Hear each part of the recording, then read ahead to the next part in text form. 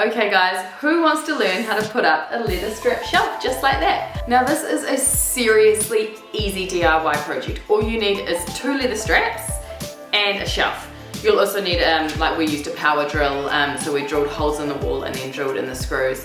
And I think leather strap shelves, they've been around for a while now, but they are still so classically stylish in your home. And the leather gets a beautiful color as it ages, and they actually are really sturdy. I put quite a lot of weight on mine and they're great compared to like floating shelves, which in the end always, in my experience, tip forward. So I've got a blog about this project on my website with all the step-by-step, but this video will also give you a bit of an overview of how to do it. Okay, so once you know where in the house you want to put up your shelf, in our case it's behind the couch, grab your leather straps and your shelf and figure out where on the wall it's going to sit. Figure out where you want it, and the top is where you're going to want to put your screws in.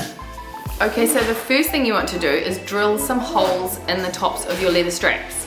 So you'd get both sides and you'd measure out the distance from the top and the sides where you want your two holes to go, and then once they're ready, you can get the shelf ready to put up on your wall. Just note, we're not using those wall mates that you put into jib to help hold it there, because we can't with the particular wall I've got, but I definitely recommend that if you're not screwing them straight into a stud type thing. So I've got the screw that we're going to use, popped the 2 ends of the leather strap together, and I've just screwed it in a little bit, and that is literally what I'm going to now screw into the wall, into the hole that we've already made.